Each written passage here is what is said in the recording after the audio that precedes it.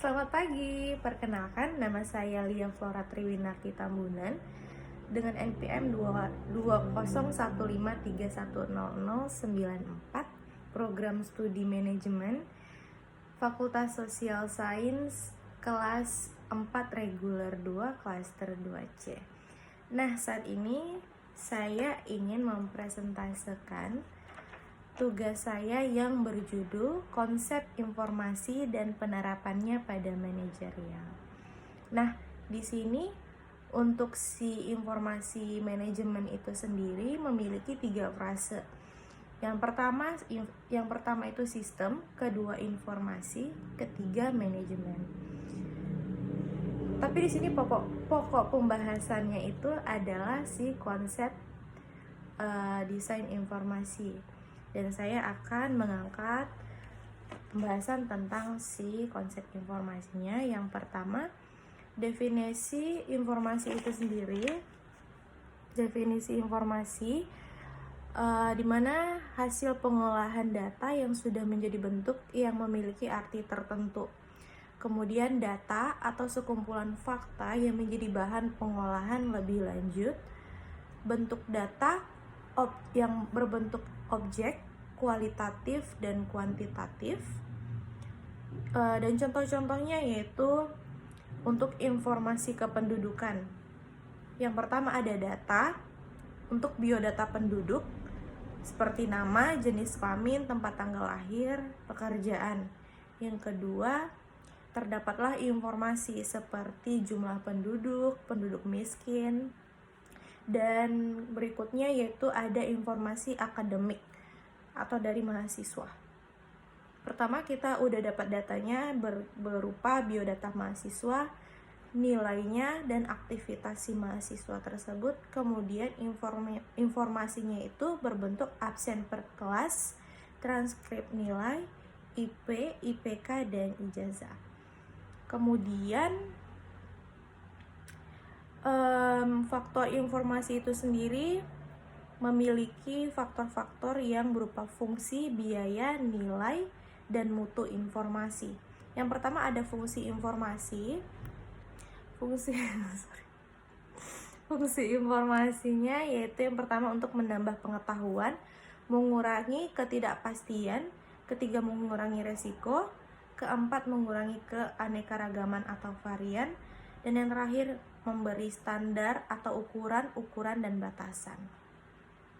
Yang berikutnya dari si faktor biaya informasi. Nah, faktor biaya informasi sendiri ini memiliki yaitu biaya perangkat keras, biaya analisis, perancangan, pelaksanaan sistem, biaya tempat lingkungan, perubahan, dan biaya informasi. Kemudian ada si faktor nilai informasi. Faktor nilai informasi ini memiliki banyak sekali faktor-faktor. Ini dia ada kayak sekitar 9.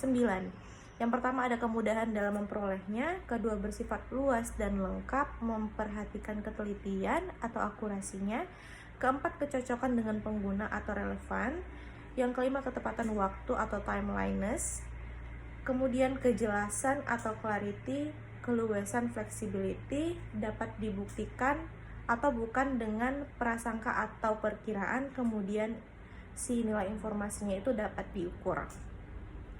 Berikutnya ada dari si faktor mutu informasi.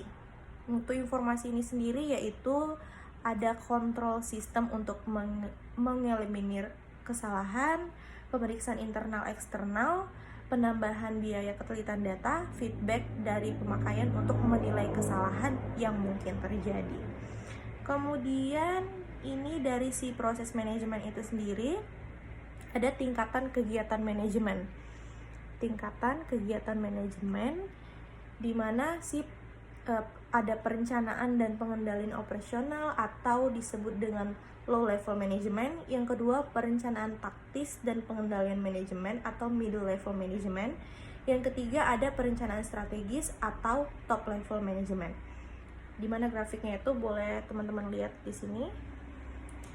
Di mana yang paling low itu dia ada si SPV. Kita kasih contoh di dalam sebuah perkantoran.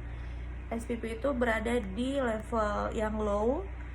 Level middle itu ada manager, dan yang level paling tinggi itu ada si direktur atau wakil direktur. Nah, ini level manajemen dan pengguna informasi dari si proses manajemennya. Kemudian kesamaan dari berbagai teori. Yang pertama, produk itu bisa kita pakai sebagai informasi. Tujuannya untuk menghasilkan informasi untuk berbagai pihak. Kemudian fungsinya kita gunakan untuk sebagai pengelolaan sumber-sumber masukan hingga menjadi informasi.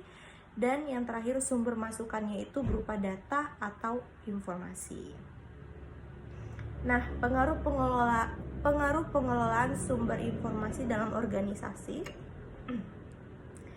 yaitu yang pertama ada cost of running, di mana cost of running itu adalah penekanan biaya, menaikkan profit. Yang kedua, customer service, yaitu kemudahan pelayanan, meningkatkan performa layanan. Dan yang terakhir ada manajemen proses, yaitu tertib tata laksana pengelolaan organisasi. Nah, contoh-contoh sistem informasi ini. Contoh-contoh sistem informasi, yang pertama ada sistem reservasi.